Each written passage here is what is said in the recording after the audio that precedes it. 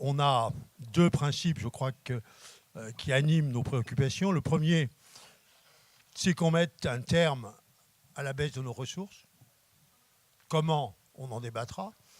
Mais on a vécu depuis quelques années l'érosion de nos ressources. Et je dis souvent, c'est comme le régime. On avait des économies, mais les premiers kilos ne sont pas trop difficiles à perdre. Les suivants sont un peu plus difficiles à gagner. Hein.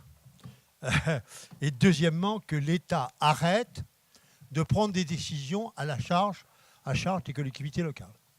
Voilà, ces deux idées simples qui sont en introduction et à partir desquelles, alors ce qui vous est proposé, c'est quatre débats. Bon, je suis fidèle au papier. Mettre en place la thématique de la loi de finances dédiée aux collectivités locales, le remplacement éventuel des dotations par de la fiscalité transférée, le troisième sujet qui est la péréquation, et puis le quatrième qui est l'affaire des transports urbains, dont on a souhaité qu'il y ait un échange. Je crois que...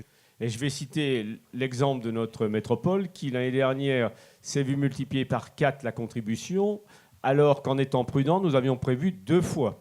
Ce qui veut dire qu'on a des budgets insincères si on se recalait sur la réglementation telle qu'on doit la faire.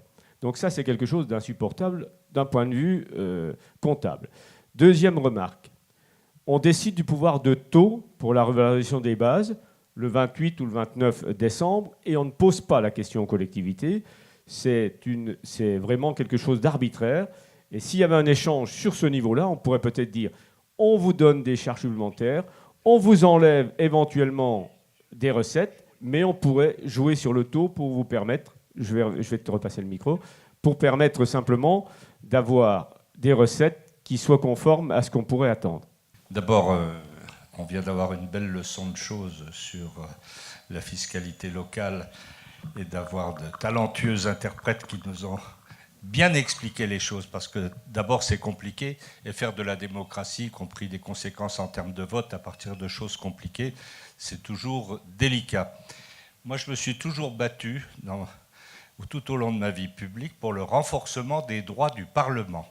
Et je crois que c'est dans cet espace de liberté qu'il faut aujourd'hui voir le rôle et la place de cette loi de finances. Ça veut dire que pour renforcer les droits du Parlement, il faut que tous les outils publics disponibles, en particulier la Cour des comptes et autres instances, soient à la disposition des parlementaires et du Parlement pour préparer les débats, les simulations, parce qu'aujourd'hui c'est intolérable de voir des textes se prendre et le gouvernement dit « je n'ai pas » ou « je ne peux pas » ou « je ne veux pas vous donner des simulations ».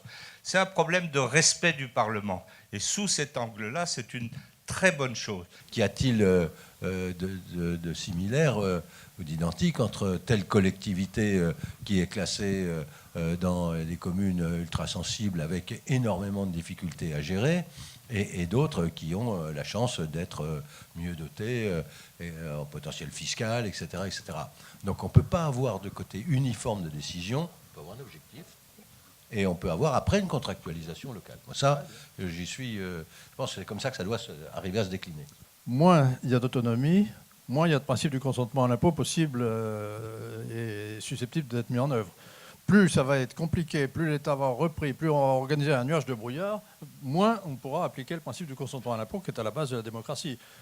Plus il y a d'autonomie, au contraire, plus le contribuable, il voit ce qu'il fait, il peut poser des questions, il a des réponses, etc. Je crois que ça, il faut y revenir, c'est une condition nécessaire pour que la démocratie soit vivante et le reste.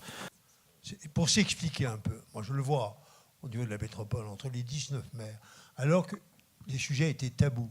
À partir du moment où on a mis ensemble un fonds de péréquation, tout le monde a accepté d'expliquer quel était son niveau d'effort fiscal, quel était son niveau de charge et ses niveaux de ressources. Et progressivement, on a mis en œuvre des mécanismes d'harmonisation qui auraient été impensables si c'était venu d'en haut. Donc on a peut-être, on doit aussi peut-être plaider que de temps en temps, l'enveloppe, alors c'est pas facile, l'AMF est assez hostile à cette idée, et notamment son président délégué, mais probablement que quand même, le territoire, l'intercommunalité est un assez bon échelon de péréquation pour partie, parce que c'est l'échelon où les maires ne peuvent plus raconter d'histoire entre eux. Ils savent tout sur leur territoire. Et honnêtement, comme c'est plutôt des gens de bonne foi, ils acceptent certains débats et certaines évolutions.